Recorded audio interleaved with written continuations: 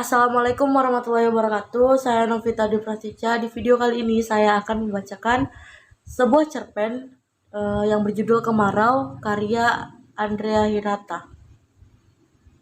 Baik, jangan lupa like dan subscribe video ini dan terus saksikan video-video saya di setiap pertemuannya. Kemarau karya Andrea Hirata. Barangkali karena hawa panas yang tak mau menguap dari kamar-kamar sempit yang dimuati 7 anak.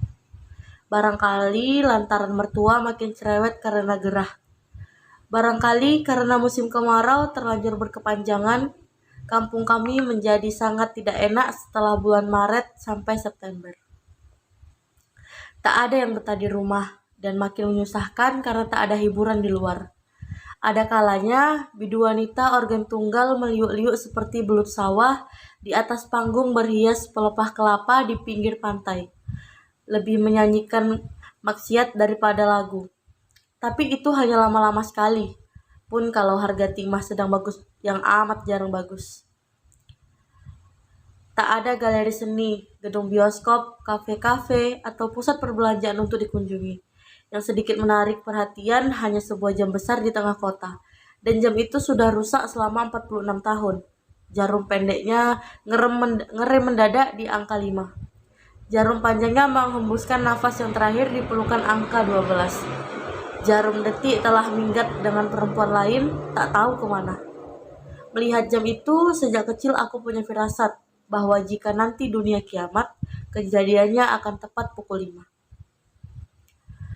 Penarik perhatian lainnya adalah 2 buah patung, juga di tengah kota. Patung pertama berupa seekor buaya yang sedang melilit sebilang parang. Besar, tingginya mungkin 6 meter. Sejak kecil pula aku telah berusaha mencerna makna filosofis patung itu, tetapi selalu gagal. Aku hanya bisa menduga-duga. Buaya adalah perlambang lelaki hidung belang, maka semua lelaki pembuat parang patutlah dicurigai. Patung satunya lagi juga besar dan tinggi.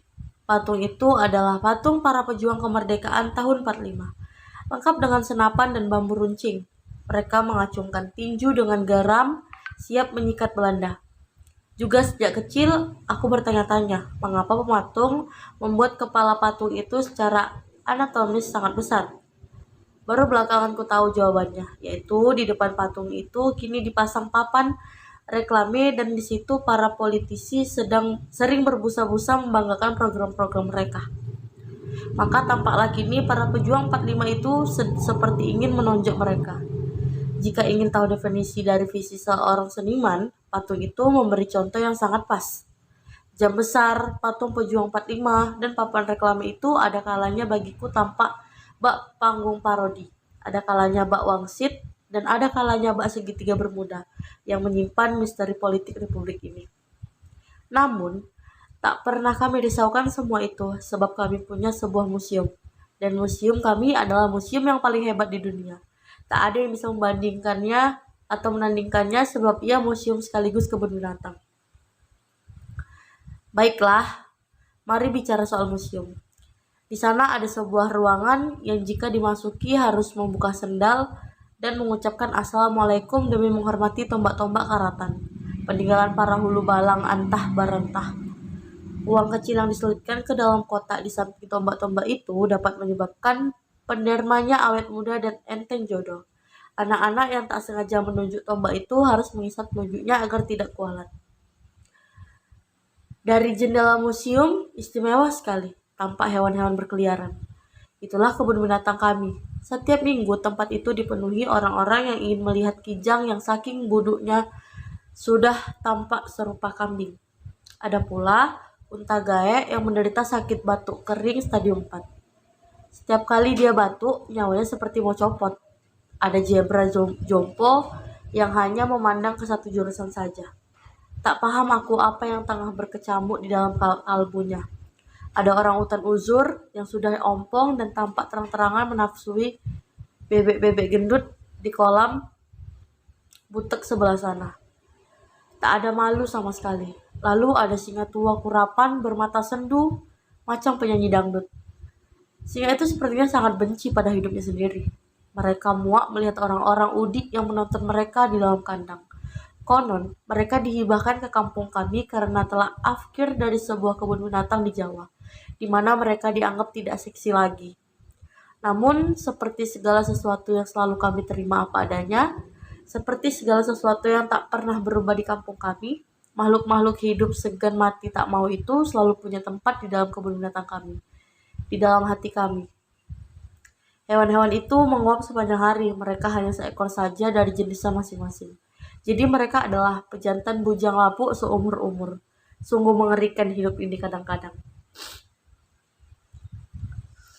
Mau kemana kau, bujang? Sapa penjual tebu yang berteduh di bawah patung pejuang 45 itu. Malas aku menjawabnya, karena ia selalu menanyakan hal yang sama padaku. Setiap kali aku melintas di situ. Dan karena aku terpana menatap propaganda yang dikeluarkan para politisi di papan reklame itu, megah bertalu-talu tentang perubahan-perubahan yang akan mereka buat. Tanpa mereka sadari, mata nanar mereka yang penuh optimisme tengah menatap jam besar yang telah rusak selama 46 tahun itu. Tanpa mereka sadari, para pejuang 45 mengacungkan tinjunya pada mereka. Mau ke pinggir sungai, jawabku dalam hati. Jika kemarau makin menggelegak, aku menyingkir dan duduk melamun di belai angin di sebuah kapal keruk yang termangu-mangu di sana. Kapal itu hanya tinggal segunung besi rongsokan. Mesin besar nan dikdaya dulu selalu dikagumi anak-anak Melayu. Ketika maskapai Timah masih berjaya, jumlahnya puluhan. Mereka mengepung kampung, menderu siang dan malam, mengorek isi bumi untuk meraup timah. Kini satu-satunya yang tertinggal, tempatku melamunkan nasib ini teronggok seperti fosil dinosaurus. Kapal keruk pernah menjadi pedenang irama hidup kami, bagian penting dalam budaya kami, karena semua lelaki angkatan kerja bekerja bergantian selama 24 jam. Tak akan pernah kulupa, setiap pukul 2 pagi, truk pengangkut buruh kapal keruk menjemput ayahku. Ku dengar suara klakson. Ayah keluar rumah di pagi buta itu sambil menenteng rantang bekal makanan dari ibu. Jika melihatku terbangun, ayah kembali untuk mengusap rambutku dan tersenyum. Dari dalam rumah ku dengar ayah mengucapkan salam kepada kawan-kawan kerjanya yang telah berdesakan di dalam truk. Kawan-kawan kerjanya itu adalah ayah-ayah dari kawan-kawanku. Lalu ku dengar gemerincing besi saling beradu. Kemudian truk menggerung meninggalkan rumah. Sering aku minta dibangunkan jika ayah berangkat kerja pukul 2 pagi, karena aku ingin melihat ayah dengan seragam mekaniknya yang penuh wibawa. Yang pada tes pen di sakunya, yang berbau sangat lelaki, ayah melangkah tangkas sambil menyandar ransel berisi tang, ragum, dan sekeluarga kunci Inggris. Kunci-kunci baja putih itu jika dibariskan akan membentuk satu segitiga yang sangat hebat. Kubayangkan tugas-tugas yang berat diemban oleh bapak kunci yang paling besar, dan tugas-tugas sepele adalah bagian anak-anaknya. Aku senang melihat ayah melompat ke dalam bak truk. Dia, pria yang gagah itu, penguasa 9 kunci Inggris anak beranak itu, adalah ayahku. Begitu kata hatiku. Lalu aku tidur lagi sambil tersenyum. 10 tahun telah hangus sejak terakhir aku melamun di rongsokan kapal keruk itu. Jam besar di tengah kota tepat menunjukkan pukul 5 saat ku tinggalkan kampungku dulu. Musim kemarau waktu itu, sekarang ketika aku kembali pulang, jam besar itu masih saja menunjukkan waktu pukul 5, dan musim masih kemarau. Penjual tebu bertanya lagi, mau kemana kau, bujang? Mau ke pinggir sungai, jawabku dalam hati. Aku melenggang pergi, tapi sungguh merana. Sampai di sana yang kutemui hanya semilir angin dan riak-riak halus gelombang.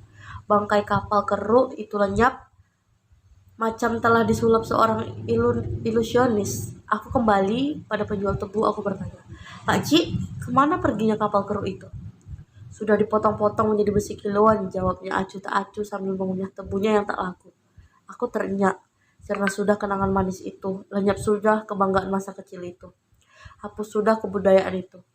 Di kampung kami, arkeologi industri telah dilanda tsunami. Saat itu rasanya ingin aku memanjat patung itu dan bergabung dengan para pejuang 45. Namun itu tak bisa kutaklukkan, karena aku telah terlambat untuk pulang. Sudah sore. Kulihat jam besar itu sudah pukul 5. Musim masih kemarau saat aku kembali ke Jakarta dan hidup berlangsung seperti biasa. Suatu malam aku terjaga, pukul 2 pagi waktu itu.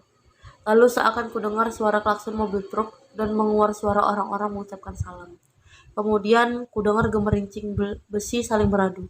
Kulihat keluar jendela, seorang lelaki berkelebat dengan seragam mekanik yang hebat.